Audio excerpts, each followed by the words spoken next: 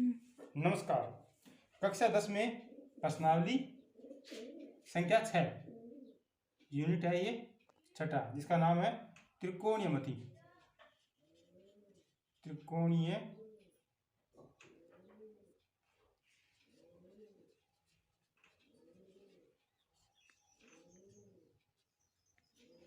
इस प्रश्नावली में अपने को चाहिए एक त्रिभुज, समकोण त्रिभुज। इसके अंदर इस त्रिभुज में हमारे पास दो चीजें निश्चित होती है। नंबर एक, इसका कर्ण फिक्स होता है, कर्ण इसका फिक्स है, ये कर्ण है इसका, ये फिक्स रहेगा। और दूसरा, इसका जो 90 डिग्री का कोण है, जहाँ समकोण बनता है, वो कोण फिक्स होता है। इसके अंदर एक कोण फिक्स है और एक इसकी भुजा फिक्स होती है। एक कर्ण फिक्स है और एक इसका 90 डिग्री का जो समकोण है वो फिक्स है। उसके बाद में इन भुजाओं का मान बढ़ता या घटता रहता है। इन भुजाओं का मान बढ़ता घटता रहता है और इन कोणों का मान बढ़ता घटता रहता है। इसी आधार पे ये प्रश्नावली तैयार की गई है। अब अपने इसके अंदर सबसे पहले तय कर लेते हैं कि इसके अंदर कर्ण और लंब और आधार कौन कौन से हैं। तो इस सवाल के अंदर आपको एक कोण बताया जाएगा। मान लो इस कोण की बात करें, मान लो यहाँ कोण सी लिखा है, कोण सी की बात करें, या फिर कोण सी नहीं देंगे तो आपको थीटा लिख के देंगे, एक निशान देंगे प्रतीक, ये थीटा, ये लिखा होगा। तो अपने को जो थीटा का मान दिया है या जिस कोण की बात कर रहे हैं उसके जो सामने भुजा है, इसके सामने भुजा कौन सी है, ये मानना इसका नाम है A B C, A B C. तो थीटा यानी कोण बी के सम्मुख भुजा कौन सी है, ए सी है। तो सम्मुख भुजा को बोलेंगे अपने लंब। क्या बोलेंगे, लंब। और दूसरा है इस थीटा के आसन में कौन सी भुजा है। अब आसन का मतलब होता है जो आस पड़ोसी भुजाएं हैं वो। तो ये बिंदु है बी, इस कोण के आस पड़ोसी भुजा कौन सी है, एक तो ये है बी ए और दूसरी है बी सी। तो बी सी तो फिक्स है क्योंकि ये तो कर्ण ही है, तो इस भुजा को तो ये तो तय हुई कि कर्ण है। तो बाकी जो पीछे भुजा बचेगी आसन भुजा, वो कौन सी बचेगी, ए बी। तो जो आसन भुजा है, आसन भुजाएं कितनी है, इसके अंदर दो है, तो इसमें एक तो अपने कर्ण के नाम पे निकाल देंगे, दूसरी आसन भुजा बचेगी उसका अपने प्रयोग करेंगे, उसका नाम रखेंगे अपने आधार। यानी अपने को त्रिकोणीयमति प्रश्नावली हल करते समय एक लंब चाहिए और एक आधार चाहिए। कंफ्यूजन ये रहता है कि लंब किसको माने और आधार किसको माने। तो यहाँ आपने देखेंगे कि जिस कोण की बात कर रहा है सवाल के अंदर, जिस कोण को बताया गया है उस कोण के सामने कौन सी भुजा है उसको लंब मानेंगे और उसके एक कर्ण हो गया, बाकी जो भुजा बचेगी वो उसका आधार होगा। आसन भुजा का मतलब आधार है।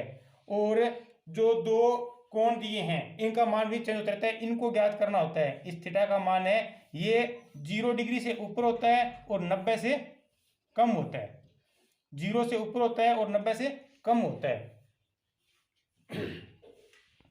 इस प्रश्नावली का जो आधार सूत्र है जिसको बोलते हैं हम मुख्य सूत्र, वो लाल कक्का से लिखा गया है। काफी सालों से या बात करें त्रिकोणीयमति की तो ये लाल कक्का जो चल रहा है ये एक मुख्य है, इसका सूत्र चल रहा है। इसके ऊपर लिखा होता है यहाँ पे साइन, और ये होता है कोस, और ये होता है टेन, कोसेक, सेक और कोट। अब इस सूत्र को आपको रट्टा लगाना है या तो ये आपको उसको याद कर लेना है। साइन का मतलब है लंब बटा कर्ण, लंब बटा कर्ण, और कोसेक का मतलब है कर्ण बटा लंब। इधर कोस का मतलब है आधार बटा कर्ण, और सेक का मतलब हुआ कर्ण बटा आधार, और कोट का मतलब है आधार बटा लंब, और टेन का मतलब है लंब बटा आधार। इसका मतलब है कि साइन और कोसेक गुणात्मक होंगे, गुणात्मक प्रतिलोम होंगे। कैसे लिखेंगे, साइन को अगर उल्टा कर दें, साइन बराबर होगा 1 बटा कोसेक, क्योंकि साइन का जो गुणात्मक प्रतिलोम है वो कौन सा है, कोसेक है। फिर कोस का क्या होगा, 1 बटा सेक, और इस प्रकार टेन का क्या होगा, 1 बटा कोट। या इसको इस तरह से ये इसके गुणात्मक प्रतिलोम है। या ऐसे माने कि जो साइन का मान है अगर उसके अंश और हर को चेंज कर दें तो कोसेक बनता है। एग्जांपल देखो, साइन का मान दिया लंब बटा कर्ण, अगर मैं इसको कर्ण को जो अभी यहाँ पे क्या हर का काम कर रहा है इसको अगर अंश में कर दूं और इसको मैं नीचे लिखूं हर की जगह, तो ये बटेगा कर्ण बटा लंब। तो कर्ण बटा लंब क्या आएगा, यानी उसको उल्टा करें आंसर को चेंज करें या इसको गुणात्मक प्रतिलोम करें तो क्या बनता है, ये कोसेक बनता है। अब एक बात इसको याद रखना है, इस सूत्र के आधार पे अपने ये सूत्र आराम से अपना तैयार होता है।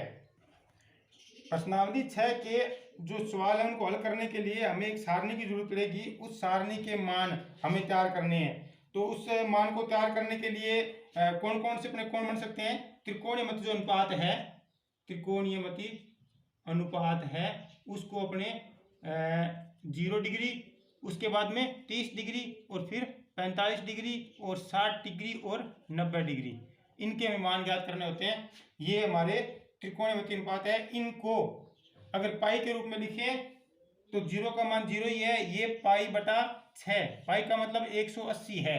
कितना है, 180। तो 180 का छठा भाग है ये, और ये 180 का कौन सा चौथा भाग है, और ये 180 का तीसरा भाग है, और ये 180 का दूसरा भाग है। तो अगर किसी ने पाई बटा 6 लिखा है तो इसका मतलब 30 डिग्री का कोण है। पाई बटा 4 का मतलब 45 डिग्री का कोण है। कई बार क्या है, वो सवाल के अंदर लिखते हैं साइन पाई बटा 6 का मान ज्ञात करो, और हम कंफ्यूजन में रहते हैं कि पाई बटा 6 को लिखें क्या। तो पाई बटा 6 को क्या लिखने है, पाई का मतलब 180 है, 180 में 6 का भाग दोगे तो 30 आ जाएगा। उसके बाद में साइन का मान ज्ञात करना है। साइन का मान जब ज्ञात करेंगे तो इसको एक तो इसका साइन थीटा का मान है, एक तरीका तो इसका ये हो सकता है कि अपने लिखें इसको, मैं एक दिखाऊँ आपको, 0 1 2 3 और 4, और इनमें सभी में 4 का भाग देंगे, सभी में 4 का भाग देंगे, और जो उत्तर आएगा उसका वर्ग निकालेंगे। तो 0 में 4 का भाग दिया, 0 उत्तर आया, उसका भी हम वर्गमूल निकालेंगे। 1 में 4 का भाग दिया तो 1 बटा 4 ही आएगा, इसका वर्गमूल निकालेंगे पूरे का। और 2 में 4 का भाग दिया तो 1 बटा 2 आएगा, पूरा वर्गमूल निकाल देंगे। 3 बटा 4 में 3 में 4 का भाग दिया तो 3 बटा 4 लिखेंगे, वर्गमूल निकाल देंगे। 4 में 4 का भाग दिया तो 1 निकाल देंगे और वर्गमूल निकालेंगे। भाग से मेरा मतलब है कि जहां तक आप भाग को हल कर सकते हो, इसको 0.75 नहीं लिखना, इसको 0.50 नहीं लिखना, यानी एक भिन्न के रूप में लिखना है, लेकिन सरल भिन्न होनी चाहिए जहां तक आप इसको काट सकते हो। अब 0 का अंडरूट कितना आया, 0। 1 का अंडरूट 1 आता है, और 4 का अंडरूट जो वर्गमूल है वो 2 होता है, और उसके बाद में 1 का वर्गमूल 1 होता है, और 2 का वर्गमूल निकलता नहीं तो वर्गमूल 2 को वर्गमूल 2 लिखेंगे, यानी अंडरूट 2। इस प्रकार से 3 का वर्गमूल नहीं निकलता तो अंडरूट 3 लिखेंगे, लेकिन 4 का वर्गमूल निकलता है 2, और 1 का वर्गमूल 1 होता है। तो इसका जो उत्तर है साइन थीटा का अगर 0 डिग्री है तो इसका उत्तर 0 आएगा। ठीक है, बिल्कुल बनता ही नहीं है। और साइन 30 का मान निकलेगा 1 बटा 2, और इस प्रकार से 45 का मान है, और एक आगे ये 60 का मान और 90 का मान दे